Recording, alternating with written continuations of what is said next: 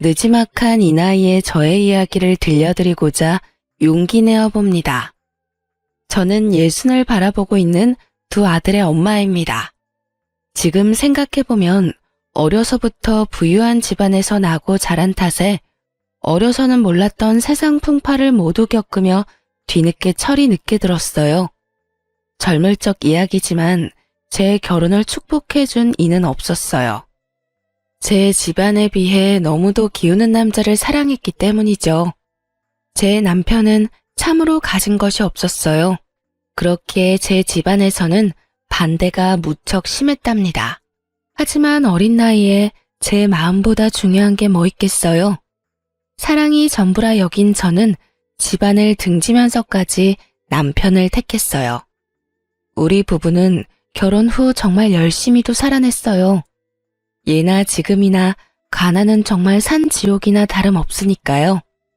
가진 것 없이 자식들을 키워내야 하니 내 생이 오늘이 마지막인 것처럼 여기며 매일을 살았어요. 그 고생을 하며 살아와 이제 좀 편해질만 하니 제 나이 50에 남편이 암 진단을 받았고 투병 2년 만에 세상을 떠났네요. 그 일을 떠나보낸 슬픔은 잊을 길이 없었지만 자식들이 성인이 된 후라 사는 것에 대해 힘든 건 없었어요. 단 하나 마음에 걸리는 게 있다면 아들들이 결혼 정년기가 다 되도록 아직 가정을 이루지 않았다는 것 정도였죠. 너희 장가 갈 생각이 전혀 없는 건 아니지? 내 속 그만 태우고 얼른 장가 좀 가라, 응? 엄마도 참, 장가를 혼자 가나? 나나 영호나 짝이 있어야 가지. 너희는 그 나이 되도록 여자친구도 없어? 엄마, 원래 여자친구는 돈과 같아. 있다가도 없고 없다가도 있는 게 말이야. 그치요? 어련히 잘할 거라는 걸 알면서도 결혼은 또 다른 문제라는 생각에 시간이 흐를수록 제 걱정은 쌓여갔어요. 그런데 너무 섣부르게 제가 앞서 나갔다는 걸 나중에야 느꼈어요. 붉은 실로 이어진 자기만의 짝이 있다고들 하잖아요. 정말 그렇기라도 한 건지 아들 둘 다 비슷한 시기에 좋은 짝을 만나 속전속결로 장가를 가더군요. 그 후로는 세상의 근심이 모두 사라졌어요. 말로 다 표현 못했지만 장가도 못 가고 노총각으로 늙을까봐 내가 얼마나 걱정했는지 몰라. 그런데 단번에 며느리가 둘이나 생기다니 너무 기뻐서 아직도 믿기지 않아. 이제 동서랑 제가 있으니 기쁘게만 지내세요. 적적하시다 느끼시지 않도록 저희가 자주 찾아뵐게요. 고맙다. 이렇게 예쁜 딸이 둘이나 생겨 너무 든든하고 행복하구나. 딸이라고 생각해 주시니 너무 감사해요. 형님이랑 제가 어머님 사랑 듬뿍 받는 걸 보고 아주버님과 신랑이 질투하는 건 아닌가 몰라요. 첫째 며느리는 본성이 참 예쁜 아이고 둘째 며느리는 영특한 아이라 든든하기까지 했어요. 저는 너무도 소중한 며느리들이라는 생각이 절로 들었고 그래서 제 배 아파 낳은 아들 둘보다도 예뻐하고 아꼈어요. 이런 제 마음을 오롯이 느꼈는지 첫째 며느리는 안부 연락과 왕래를 통해 제 마음에 대한 감사를 표현했고 둘째 며느리는 선물과 용돈과 같은 것들을 전함으로 표현했어요. 첫째 며느리는 연년생에 손주를 낳아 전업주부로 지냈고 둘째 며느리는 간호사로 큰 병원에 근무를 했거든요. 아들을 둔 동네 아줌마들은 이런 저를 내심 부러워했어요. 영훈이 엄마는 참 복 많은 사람이야. 그치? 정말 자기를 끔찍이도 챙기던 아들들도 참 부러웠는데 이제 다정한 며느리에 능력 있는 며느리까지 얻었잖아. 그러게 나도 애들이 이렇게 큰 효도를 할 줄은 몰랐네. 저 역시 동네 사람들이 해주는 말에 동감했어요. 집안에 여자가 잘 들어오니 이렇게 화목하구나 싶기도 했죠. 제 노후는 다복한 집안에서 평안하게 살아가겠구나 하는 기대가 되기도 했답니다. 하지만 이건 어디까지나 제 생각일 뿐이었어요. 자신의 커리어를 중요하게 생각하던 둘째 며느리가 아직 계획에 없던 임신을 하게 되면서 모든 게 뒤틀렸습니다. 둘째 며느리가 결혼한 지 3년 만에 첫 임신 소식이 들려왔어요. 엄마, 엄마, 내가 드디어 아빠가 된대. 나도 이제 아빠라고. 어머 세상에나, 이게 다 무슨 소리야? 임신한 거야? 응? 아이고, 잘했다, 잘했어. 둘째 아들이 30이 훌쩍 넘었던 때라 임신 소식이 제겐 얼마나 벅찼는지 모릅니다. 둘째 며느리도 어린 나이는 아니었던 터라 건강관리에 집중하며 최대한 조심하길 바랬어요. 하지만 둘째 며느리는 이전처럼 일을 하겠다 고집을 피우더군요. 임신 초기는 특히나 조심해야 하는 시기란다. 알고 있지? 네, 어머님. 너무 염려 마세요. 제 일이 간호사인걸요. 그래. 그래도 일은 이제 쉬는 게 어떠니? 큰 병원에서 근무하느라 많이 고되잖니. 무리해서 좋을 건 없으니 말이야. 그건 제가 알아서 할게요. 저는 임신 핑계로 제 커리어를 망치고 싶진 않아요. 벌써부터 경력 단절의 길로 가고 싶지 않거든요. 정 그렇다면 초기인 시기에만 잠깐이라도 휴식기를 가지는 걸 고려해보면 어떻겠니? 이 핑계 저 핑계를 대면서 빠지게 되면 저로 인해 피해볼 동료들은 어쩌고요. 복귀할 때 제게 얼마나 눈치를 주겠어요? 저 그런 거 정말 싫어요. 제가 힘들다고 느끼면 그때 제가 알아서 결단 내릴게요. 그런 것까지 관여하지는 말아주세요.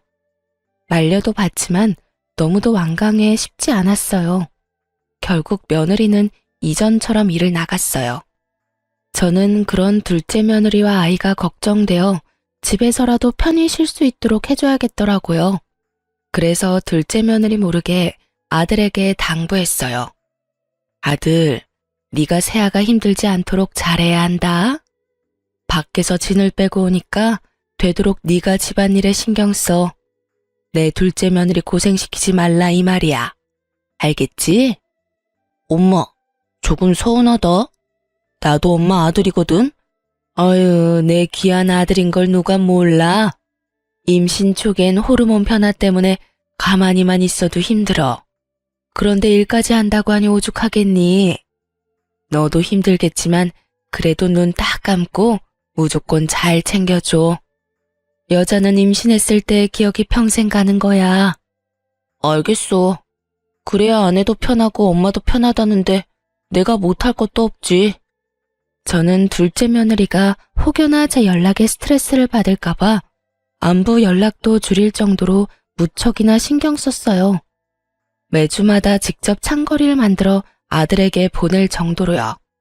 그런데 둘째 며느리가 임신 4개월 차에 막 접어들 무렵 억장이 무너지는 소식을 접하고 말았습니다.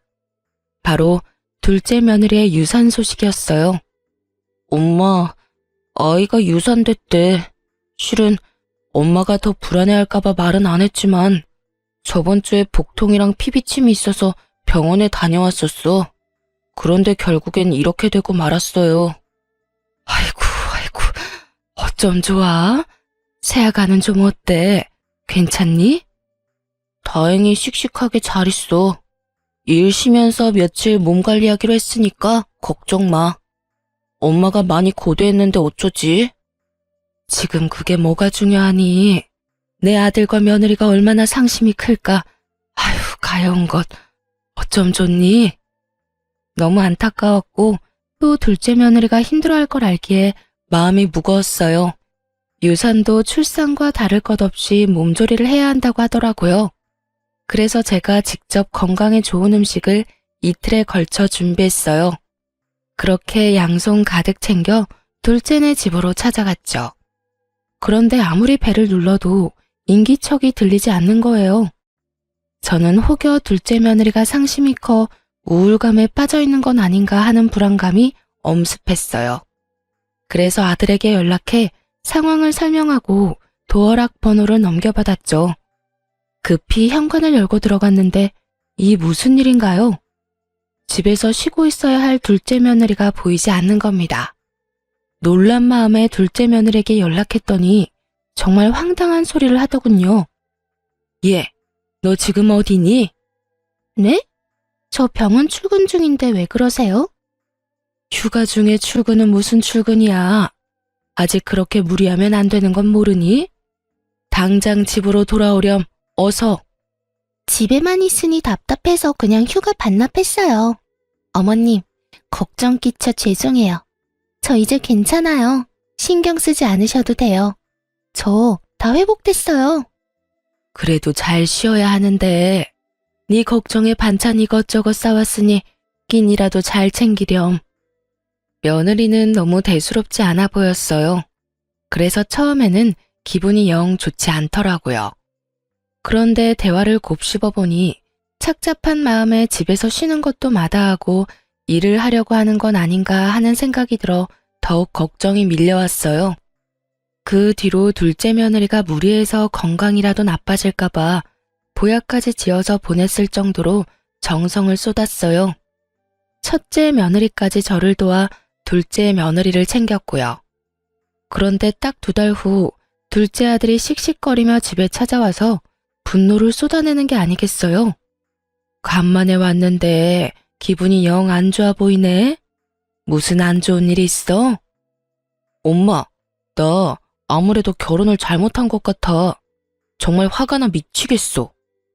너 설마 부부싸움하고 뛰쳐나온 거야?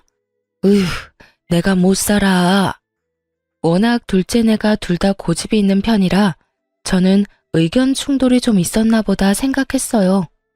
부부싸움이라는 게 맞춰가기 위한 과정이라 생각하는 저는 둘째 며느리를 홀로 두고 뛰쳐나왔을 아들의 태도에 속이 터져서 한 소리를 했어요. 원래 부부싸움은 칼로 물베기라고들 한다지만 지금 네 태도는 예의가 없는 거야. 아무리 부부라도 지켜줘야 할 부분이 있는 거라고. 화가 조금 가라앉거든 돌아가서 대화로 잘 풀어봐. 아, 엄마. 지금 이 문제는 대화로 해결할 게 아니라니까. 대화로 해결 안 될 문제가 어디 있니? 부부 사이에는 먼저 사과하는 쪽이 이기는 거야. 그러니 너무 네 생각만 고집하지 말고 잘 조율을 해야지. 아들은 제 말에 깊은 한숨을 몰아쉬더니 자신이 집까지 뛰쳐나올 만큼 화가 난 이유에 대해 털어놓았어요. 저는 아들의 이야기를 듣고는 정말 큰 충격에 휩싸였습니다. 엄마, 2달 전에 아내가 유산했다고 했던 거 기억나지? 그때부터 지금껏 엄마가 엄청 챙겨주잖아. 그럼 그걸 어떻게 잊니? 지금 생각해도 가엾고 마음이 애잔한 걸. 유산 아니래. 유산이 아니라 자기 발목을 잡는 것 같아서 나한테 한마디 상의도 없이 애를 지운 거였대. 그러니까 엄마도 더는 내 아내 가엾게 여기지도 말고 챙겨주지도 마요. 이게 다 무슨 말이야? 유산이 아니라니. 애를 지웠다니. 아침에 잠결에 우연히 아내가 처제랑 통화하는 내용을 들었어. 그런데 애 지운 걸 나한테 무조건 비밀로 해야 한다고 당부하더라고. 그 말을 듣는데 심장이 벌렁거려서 잠이 다 깨더라. 사실 확인하고 왜 그랬냐고 물었더니 하는 말이 자기 일에 방해가 되는 존재라서 지웠대. 우리한테 이걸 말하면 노발대발을 할 게 뻔하니까 유산됐다 거짓말로 둘러댄 거고. 그뿐인 줄 알아? 우리 담당이가 자기랑 친하니까 부탁까지 해놨다더라. 나까지 제대로 속일 생각으로 유산됐다고 말해달라고 했대. 저는 아들의 말을 듣고는 둘째네 집에 쫓아갔어요. 이 사악한 것을 봐줄 수는 없겠더라고요. 도착하니 둘째 며느리가 예상했다는 듯 바로 문을 열어주더군요. 너, 내가 왜 여기까지 왔는지 다 알지? 감히 네가 우릴 기만해? 네 입으로 직접 떠들어봐. 어머님께서도 제가 일 욕심이 많다는 건 알고 계시잖아요. 제가 아이를 원하지 않았다는 것도 아실 거고요. 독단적이라는 게 잘못이었다는 거 알아요. 하지만 제가 미리 알렸다면 저를 말리셨을 거잖아요. 그래서 지금 네가 잘했다는 거냐? 네 의견이 가장 중요한 건 맞지만 이건 너만의 문제는 아니야.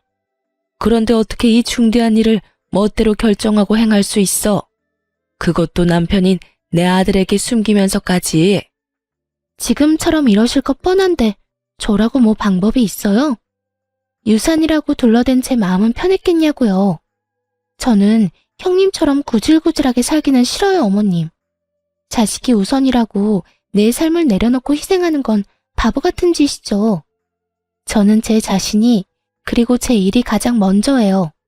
애를 유산했든 지웠든 제게도 큰 상처라는 걸 모르세요? 이날 저는 며느리에게 큰 실망을 했어요. 그리고 절대 있을 수 없는 일이라고 엄포를 놓았죠. 네가 상처를 받지 않았다는 말이 아니잖아. 내게는 나중에 내 아들을 통해 알릴 수 있다고 치자. 하지만 애 아빠와는 의논하고 신중하게 결정한 후 행동했어야지. 이번 일은 절대 용납할 수 없다는 걸 명심해. 네, 죄송해요. 저는 이날 이후로 둘째 며느리에게 손주는 바라지도 않았어요. 제 둘째 아들은 여전히 자녀를 원하는 마음이 있었지만 저는 둘째 며느리에게 2세 계획에 관한 이야기는 하지 않았고요. 그런데 그로부터 1년 후 둘째 며느리는 또 임신하게 되었어요. 저는 이 또한 청천벽력과도 같았어요. 또다시 새 생명을 내쳐버리면 어쩌나 하는 높아짐까지 들었거든요. 그래서 처음 이 소식을 들었을 때 축하하기를 망설였어요. 첫째 며느리에게 전화해 어쩌면 좋냐며 불안함을 표현하기까지 할 정도였죠.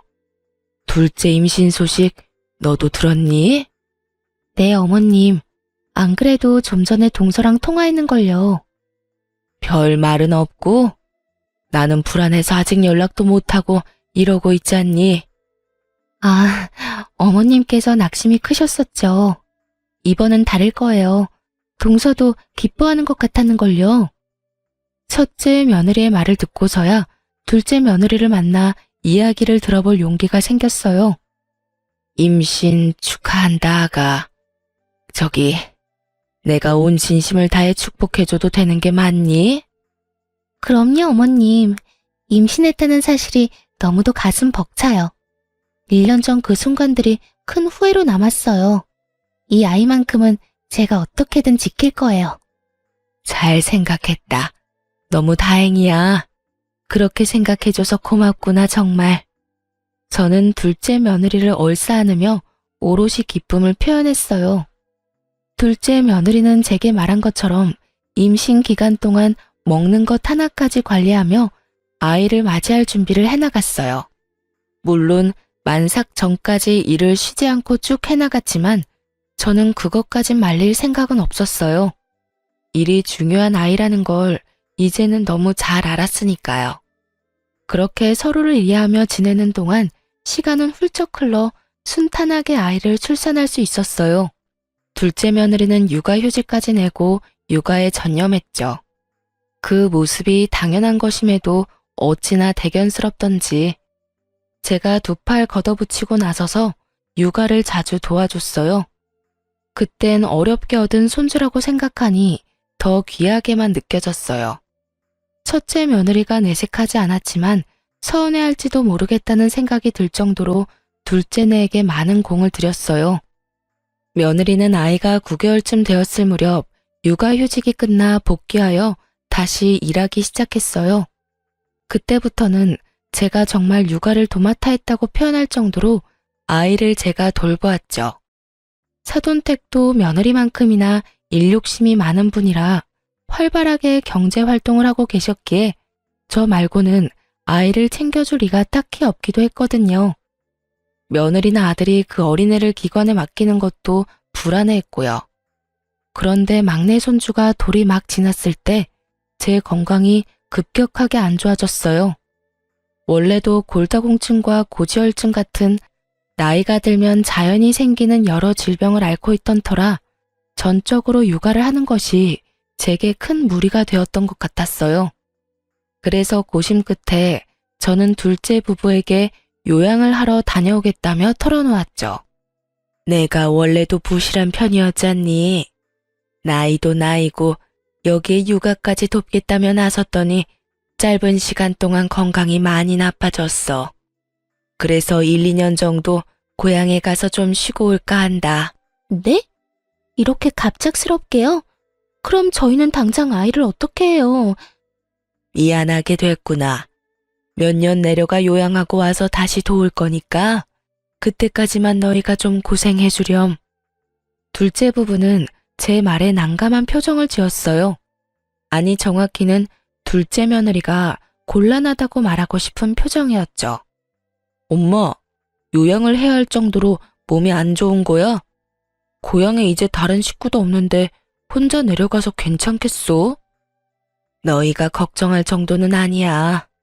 좋은 공기 마시고 좋은 음식 먹으면서 관리하면 좀 더 활력도 생기고 좋을 것 같아서 다녀온다는 거야. 솔직히 어머님께서 암 같은 병도 아닌데 고향까지 내려가 요양을 할 필요는 없지 않나요? 그리고 애 봐줄 사람이 없어지면 저는 일을 어떻게 하라고요? 복귀하자마자 지금 일을 다시 멈춰야 한다는 소리잖아요. 저는 제 일이 그런 식으로 꼬이는 건 원치 않아요. 당신, 엄마한테 그게 무슨 말이야. 우리 엄마가 무조건 우리 애를 봐줄 의무가 있는 것도 아니잖아. 다른 것도 아니고 건강 때문인데 우리만 생각하는 건 잘못된 거지, 응? 당신이 당장 육아휴직 쓰고 우리 애 챙길 거 아니잖아. 결국 엄마라는 이유로 내가 피해를 봐야 하는데 이런 말을 안 하게 생겼어? 둘째 며느리는 제 건강 회복은 안중에도 없었어요. 아니, 제가 저를 챙기려는 게 마음에 들지 않았던 거죠. 자신의 부모에게는 도움을 청해볼 생각조차 하지 않으면서 저더러는 무책임하다는 말까지 하며 잡아두려 하더군요. 당장은 앞날이 캄캄하다고 느껴져서 내게 서운할 수 있어. 하지만 내가 안 온다는 게 아니잖니. 언제든 건강이 좋아졌다고 느끼면 올라올 거야. 그러니 너그러운 마음으로 받아들여 주렴. 어머님, 이건 너그럽고 그렇지 않고가 중요한 건 아니죠. 어머님께서 줄곧 아이를 봐주면서 양육 패턴도 다 생겼는데 이제 와서 어머님 쉬어야 하니 못 도와주겠다고 하는 건 못된 거 아닌가요? 뭐? 예. 내 애 아니고 너희 부부의 아이야. 나는 여태껏 내 손주니까 챙겼던 것 뿐이잖니. 자식은 부모가 키우는 거지 남이 키워주는 게 아니야. 그런 식으로 말씀하시는 건 정말 무책임한 거죠. 이날 처음으로 괜히 둘째 부부를 도와왔던 걸 후회했어요. 원래라면 아이가 기관에 적응한 후에 귀향하려 했지만 둘째 며느리의 말에 서운함이 들어 앞당겨 내려갔어요. 둘째 며느리는 그게 못마땅했는지 제가 내려가는 날까지도 연락 한 통 하지 않았어요. 그 후 둘째 며느리가 제게 연락을 해온 건 아들이 제게 용돈을 보냈다는 사실을 알게 되어서였죠. 그때부턴 사람 피를 말릴 작정인지 정말 하루가 멀다고 연락해 저를 들들 볶아대더군요. 남편이 어머님께 용돈 보내드렸다던데 이러려고 내려가신 거예요? 예, 내가 자식한테 용돈이나 받자고 이 먼 시골까지 왜 오니? 어머님께서 제 남편에게만 받는 것도 아니고 아주버님께도 받으면 돈 100만 원은 될 테니 충분히 의심할 만하죠. 너 사람을 뭘로 보고? 그리고 자식이 부모에게 용돈 주는 게 뭐 이상해? 사람을 이렇게 몰아가면 못 써. 애 엄마가 마음을 곱게 먹어야지. 자식 돈이나 탐내는 부모라는 소리를 하는 둘째 며느리를 도통 이해할 수 없었어요. 거기다 제가 아무리 그런 뜻이 없다고 말해도 믿으려고 하지도 않았죠. 엊그제는 정말 아주버님께서도 용돈을 드렸다면서요? 어머님, 정말 해도 해도 너무하네요. 내가 자식한테 용돈 받는 것까지 네 눈치를 봐야 하니? 말 맞다나. 내가 네 돈을 받은 것도 아닌데 도대체 왜 이래? 돈도 없으면서 시골까지 내려가 자식 등골 빼먹는 부모라니. 이게 말이나 되나요? 제가 아니면 이런 말을 어머님께 누가 하는데요? 아무도 안 하니 저라도 하는 거죠. 예, 난 이 시험이야. 못 배운 애도 아니면서 말 가려 할 줄 모르니? 너 지금 네 애 안 봐준다고 이런 식으로 시위하는 거야? 이 봐요. 목소리 힘 좋은 것 좀 보라고요. 아픈 건 핑계고 자식 돈으로 놀고 먹으려는 속셈 맞잖아요. 그런 게 아니라면 이렇게 쌩쌩하면서 용돈을 왜 받으세요? 진짜 어머님 같은 분을 믿고 의지했다니 참 마음이 그렇네요. 저는 둘째 며느리가 너무 괴롭혀대니 요양은커녕 스트레스로 골병이 더 들 것만 같았어요. 시골에서 홀로 지내는 부모가 염려되어 딱 한 번 첫째와 둘째 아들이 용돈을 주었고 그걸 거절할 틈이 없어 고맙게 받았는데 그게 이리도 며느리에게 모욕을 들을 만큼 잘못인가요? 저는 너무 속상한 마음에 첫째 아들에게 연락해 하소연을 했어요. 아들, 네가 보내준 용돈 받았다가 내가 요양이 아니라 골병이 들게 생겼어. 왜? 내가 용돈을 잘못 보냈나? 나 때문에 은행까지 가는 괜한 걸음 하신 거야? 차라리 그런 거라면 낫지. 둘째 며느리가 용돈 좀 받았다고 얼마나 닭달인지 내가 정신이 나갈 지경이라니까. 네 동생한테는 이 이야기는 하지 말고 앞으로 용돈 보내지 마렴. 둘째한테도 용돈 그만 보내라고만 전해라. 원래도 입이 무겁고 의지가 됐던 첫째기에 연락해서 털어놓고 나니 마음이 조금은 나아졌어요. 하지만 그것도 잠시뿐이었죠. 둘째 며느리의 연락을 받고는 또다시 기분은 착 가라앉았어요. 이제 쉴 만큼 쉬시지 않았어요? 멀쩡한 몸뚱이 그만 놀리고 다시 올라오셔서 원래처럼 저희 도와주셔야 하는 것 아니에요? 너 정말 애가 왜 이리 못됐니?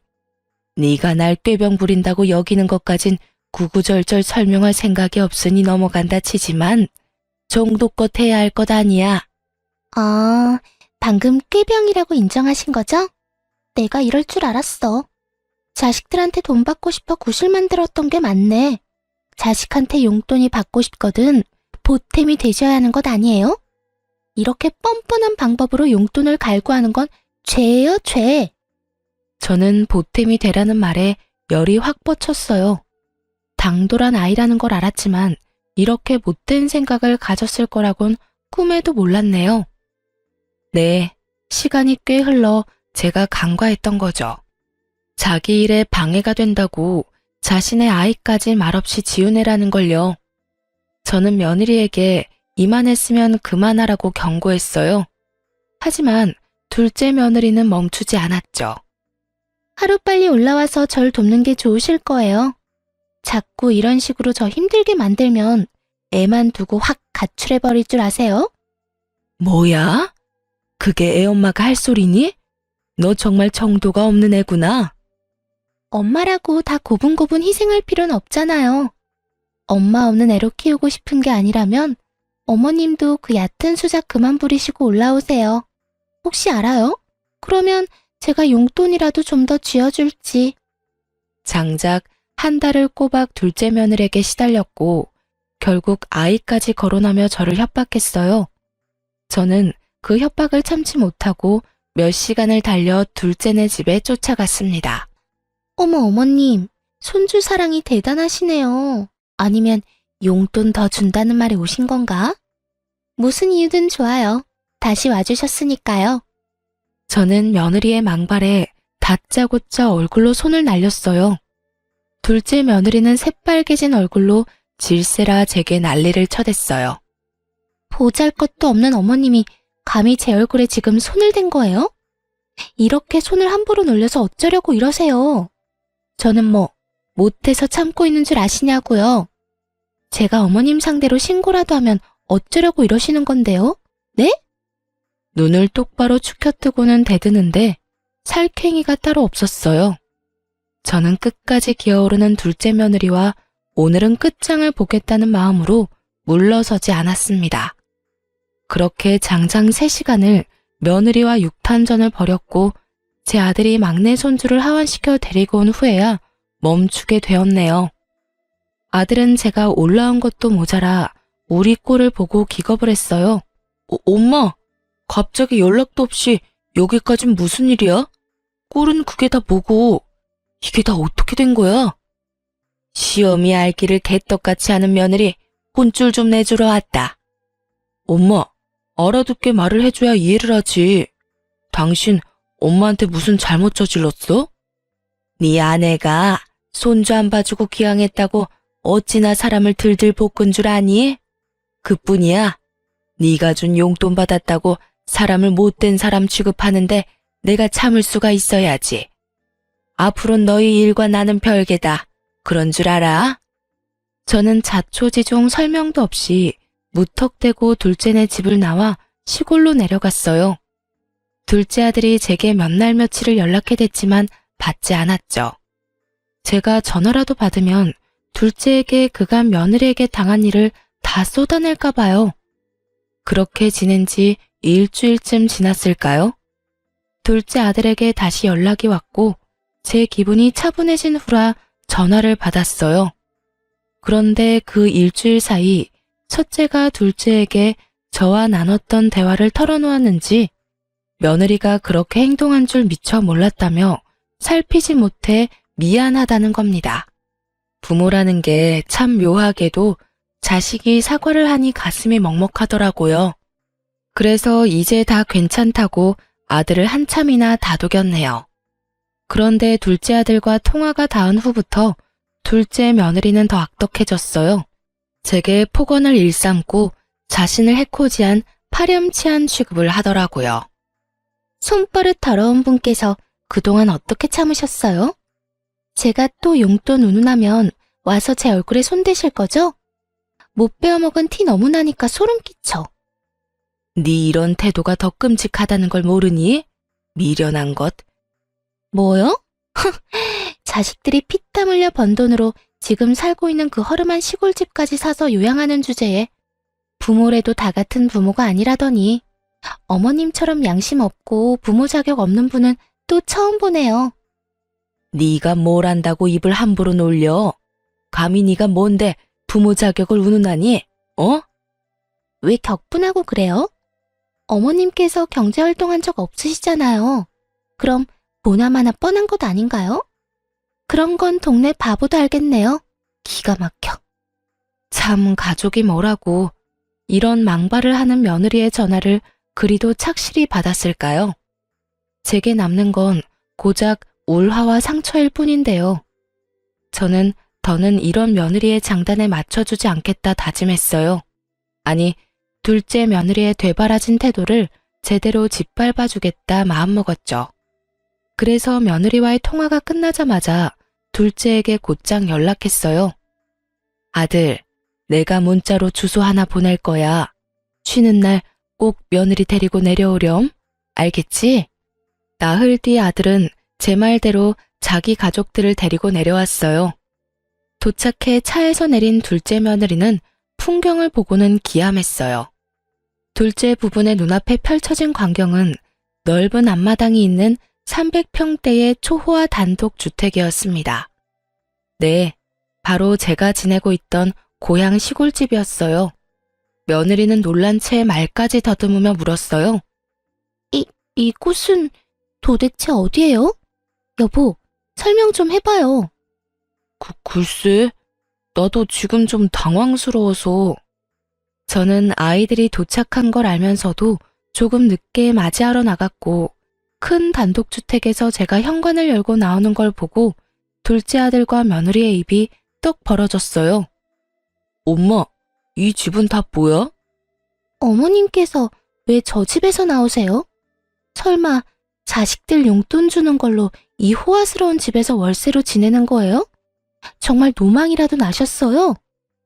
저는 명확한 근거도 없이 떠들고 있는 둘째 며느리의 면상에 손에 들고 있던 서류를 집어 던졌습니다.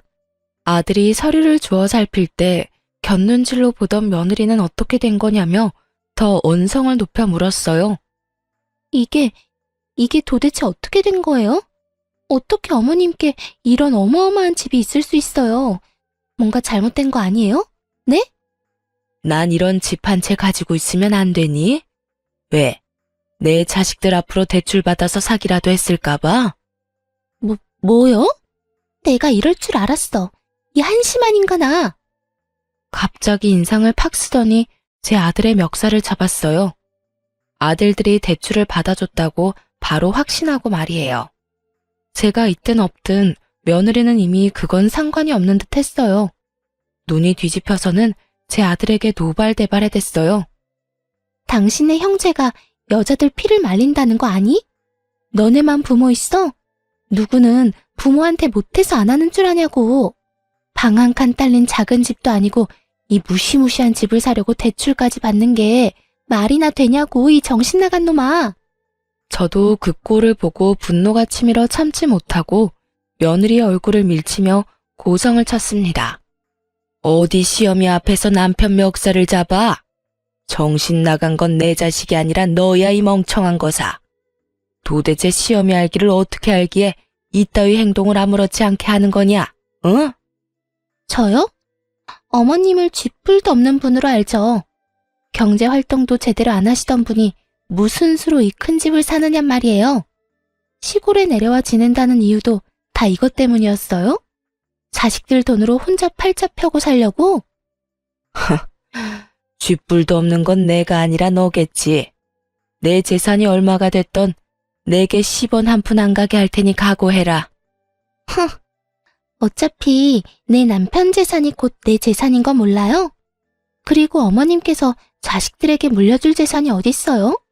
다 자식 등쳐먹어서 마련한 것들인데 원래 주인한테 돌아가는 거지. 얘야, 아무리 덜 살았어도 이리 미련해서 되겠니? 세상엔 눈에 보이는 게 다가 아니란 걸 아직도 깨닫지 못한 팔푼이 같은 것. 제 재산을 절대 둘째 며느리에게 가지 않게 하겠다고 말했지만 며느리는 끝까지 제 재산임을 인정하지 않았어요. 하지만 어느 부모가 자식 앞으로 돈을 당겨 이런 집을 사나요? 제가 위에서 언급한 것처럼 저는 부유한 집에서 자랐어요. 이 집 또한 저도 제 부모에게 물려받은 것인걸요. 제 부모님께서 저를 내쳤던 것에 대한 미안함을 평생 가슴 깊이 간직하며 살다가 별세하셨어요. 그러니 얼마나 더 챙겨주고 싶으셨겠어요. 제가 이렇게 시골까지 내려와 요양하겠다고 마음먹은 것도 긴 세월 저지른 불효를 이렇게라도 용서받기 위해서였어요. 저는 이 호화스러운 집 뒷마당에 제 부모님의 묘를 세웠거든요. 제 노후를 부모님의 묘를 손수 관리하며 살고 싶었어요. 물론 건강이 나아지면 상경에 제 자식을 챙기겠지만 한 달에 한 번은 내려와 제 부모님의 묘를 관리할 계획이었고요. 하지만 이런 제 사정과 뜻을 알리 없는 둘째 며느리는 이 집이 제 명의의 집이라는 걸 끝까지 믿으려 하지 않았어요. 제 말처럼 자식들의 도움이 아니라면 이 집은 어떻게 마련하신 건데요? 이 종이 쪼가리에 불과한 서류를 어떻게 믿느냐고요? 내가 왜 그런 짓까지 해야 하니? 고작 너 하나를 속이자고. 어머님 자존심을 지키기 위해서겠죠. 그래서 돈 내고 대여해놓고 자기 집인 것처럼 하는 거잖아요. 서류까지 위조해가면서 이런 일 벌인 거 죄예요, 죄. 당신 정말 엄마한테 무슨 말을 하는 거야? 우리 엄마 그런 못된 분 아니야. 그만해. 너 참 재미있는 상상까지 하는구나. 무슨 근거로 위조라고 표현하는지 나는 모르겠구나. 끝까지 자존심 부리겠다 이거죠? 좋아요. 어머님 사기죄로 고소당할 준비나 하세요. 이런 무서운 일까지 저지르고 좋게 넘어갈 줄 아셨어요? 올라오라고 말할 때 얌전히 와서 손주 양육이나 하면서 지냈으면 좋았잖아요.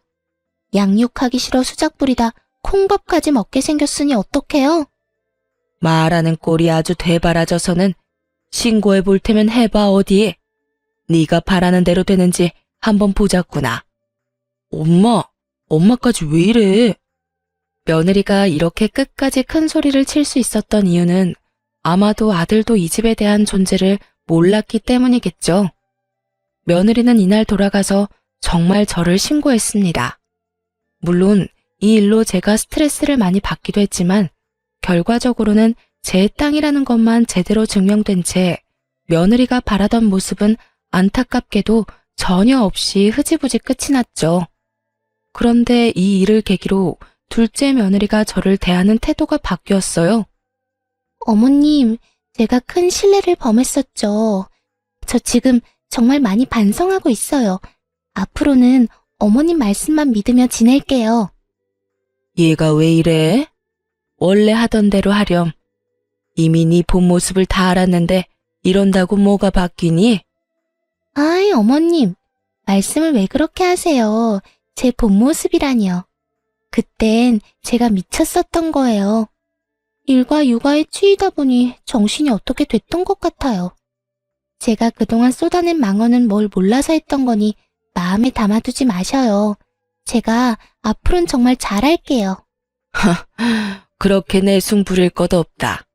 네가 뭘 하든 네가 하는 거라면 난 다 필요 없으니. 제게 굽신거린다는 표현이 꼭 맞을 정도로 굴었어요. 제가 아무리 딱딱하게 말하고 받아주지 않아도 둘째 며느리는 짜증 섞인 목소리 한 번을 안 냈죠. 뿐만 아니라 제 요양까지 돕겠다며 말하는데 기가 찼습니다.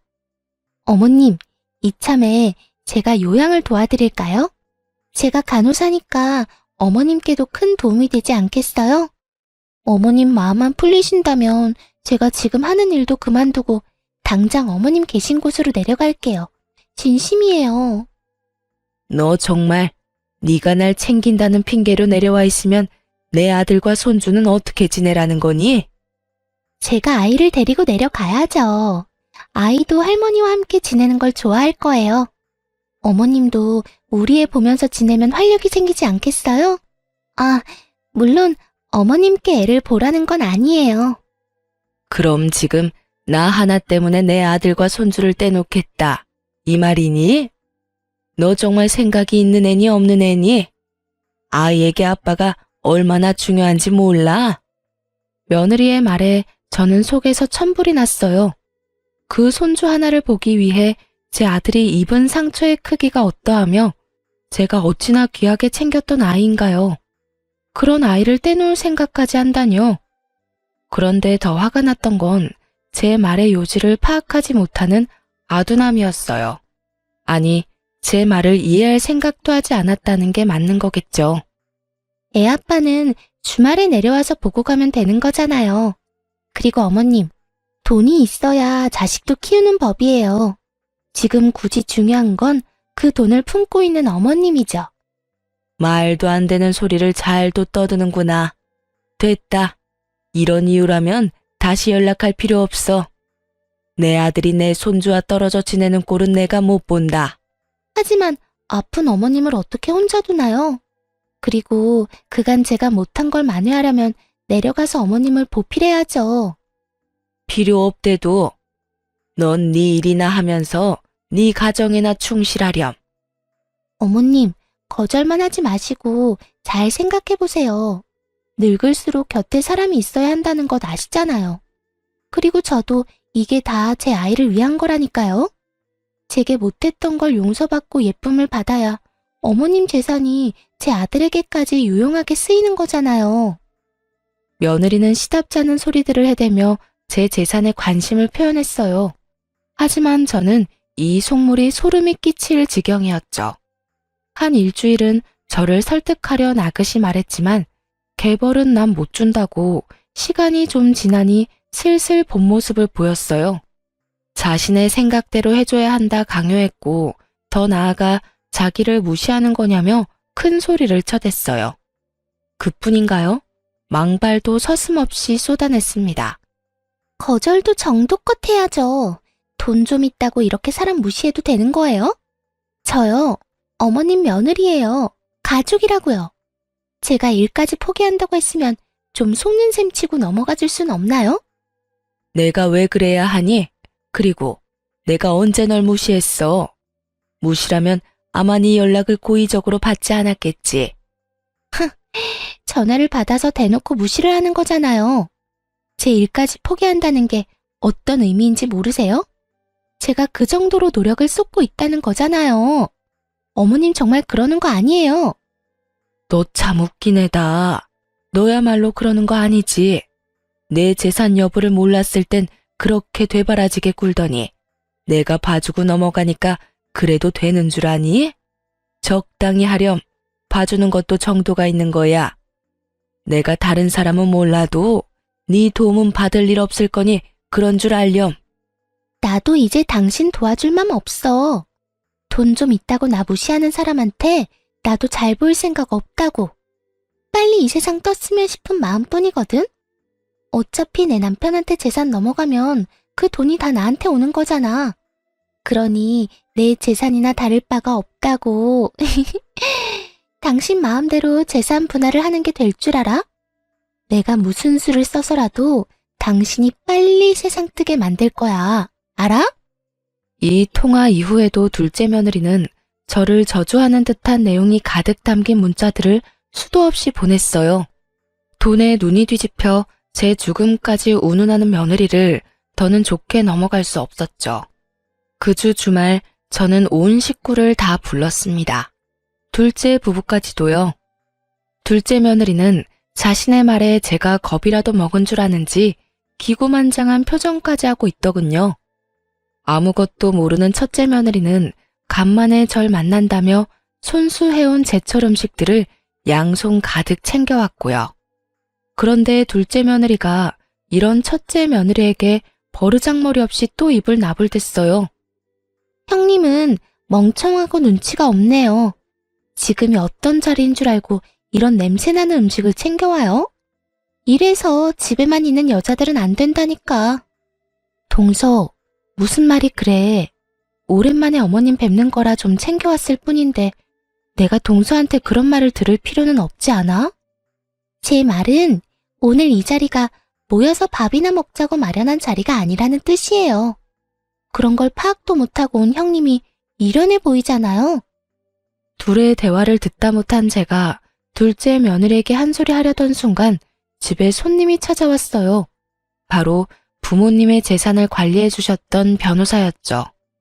저는 자식들을 전부 거실로 불러 모은 후 제 재산 상속에 관한 얘기를 모두 털어놓았어요. 그리고 곧 변호사의 말이 끝나자 둘째 며느리는 발칵 뒤집혔습니다. 둘째 아드님께는 추가 조항이 하나 더 있으십니다. 네? 제게요? 어떤 조항 말씀이시죠? 둘째 아드님께서 이 모든 재산을 상속받기 위해서는 현 아내분인 서진주님과 이혼을 하셔야 합니다. 이게 무슨 말이야? 이혼이라뇨. 어머님, 정말 끝까지 제게 이러실 거예요? 네? 제가 미쳤다고 이혼을 해요? 제가 왜요, 왜? 둘째네 이혼을 거론하자 온 가족이 놀란 눈치였어요. 둘째 며느리도 절대 이혼을 할 수 없다 난리쳤죠. 저는 제 핸드폰에 녹음되어 있는 파일 하나를 재생했어요. 그리고 곧 둘째 며느리의 목소리가 거실 가득 울려 퍼졌습니다.